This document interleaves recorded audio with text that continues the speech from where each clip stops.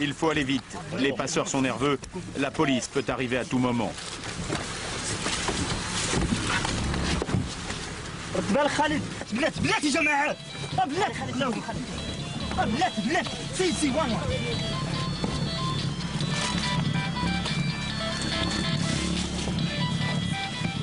Faut pas m'écraser les gars là. Ça m'écrase là. Hop hop hop. Chauffe. Attends. Laisse-moi un peu d'air là. Voilà.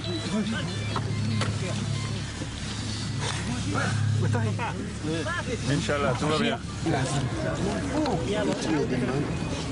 18 à l'arrière d'une Jeep. Écrasés les uns contre les autres, l'air commence à manquer. Après des heures de route, les passeurs font descendre tout le monde.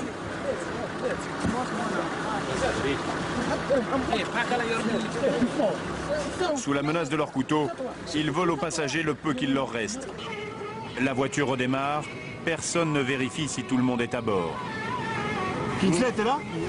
Et Ibrahim, tu es là? C'est bon. Ça va? Pour une fois, nous quittons les pistes du désert pour rejoindre la route goudronnée. Pas de problème pour les chauffeurs. Ils peuvent traverser cette ville sans être inquiétés. Leur chef a acheté les gendarmes locaux. Plus d'air. Un homme est en train de craquer.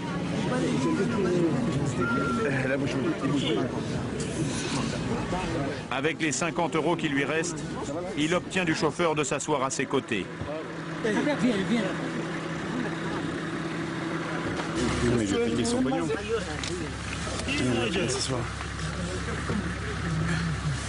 Un passeur sur les genoux, mais près de la fenêtre, c'est presque du luxe. Marché de dupes, il ne restera qu'un quart d'heure à l'avant. À l'arrière, l'enfer continue. Ça fait longtemps que t'es debout là, hein? Ça fait longtemps, hein? Il est debout depuis longtemps, Kingsley. Regardez, il faut filmer comme ça, là, comme ça. Celui-là, lui, non. On est chez lui. Au milieu des corps agglutinés, une femme. Elle se fait passer pour un homme. Les Africains jouent le jeu. Ils craignent que les passeurs s'en prennent à elle et la violent.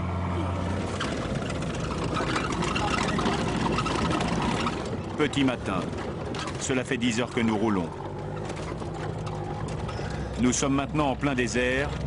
Il commence à faire chaud.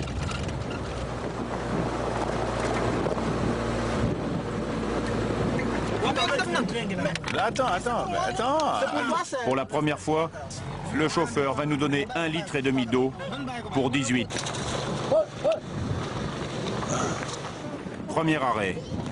Pour éviter de se faire repérer par la police, il vaut mieux ne pas circuler de jour.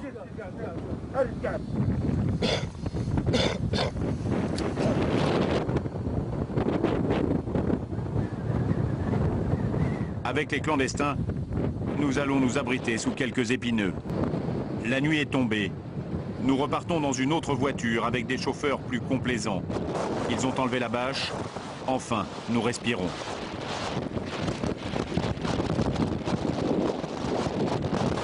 Le trajet va durer 4 jours et puis en pleine nuit, ils nous annoncent que nous sommes arrivés et s'en vont. Il n'y a pas de nourriture. Ils n'ont pas donné de nourriture. Il n'y a pas de nourriture. Ils ont dit qu'ils l'apporteraient demain. Il y a juste 2 bidons d'eau. Il n'y a pas de nourriture.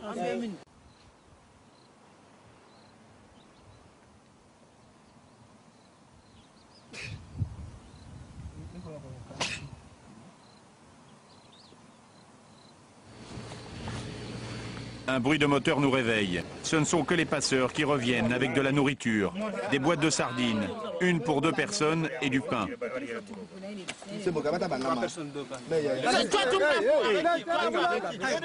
Kingsley tente d'organiser la distribution.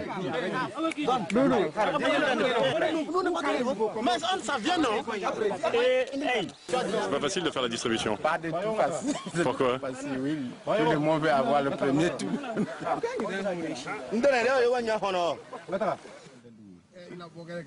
Maintenant, il n'y a plus qu'à attendre, dissimuler sous les épineux, les instructions des passeurs. Après plusieurs jours, les passeurs reviennent avec une surprise. Sur leur 4x4, ils transportent un bateau, une barque plutôt. Les clandestins l'inspectent. Elle est en bois brut et pleine de trous. Il reste beaucoup de travail.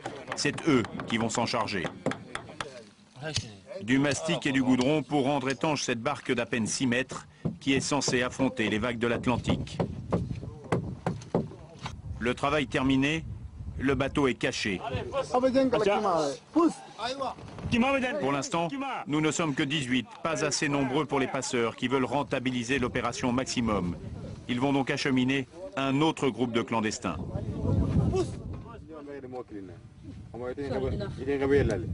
Les jours passent sans aucune nouvelle des trafiquants. La nourriture se fait rare. La nuit suivante, les passeurs sont de retour avec 18 nouveaux clandestins et un moteur pour le bateau.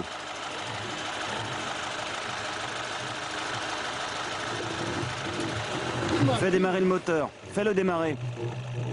Le moteur est loin d'être neuf. Il fait à peine 15 chevaux. Personne n'est rassuré. C'est le soir du départ. Sur le bateau, il n'y aura pas de passeurs. Trop dangereux. En face, en Espagne, il risque 12 ans de prison.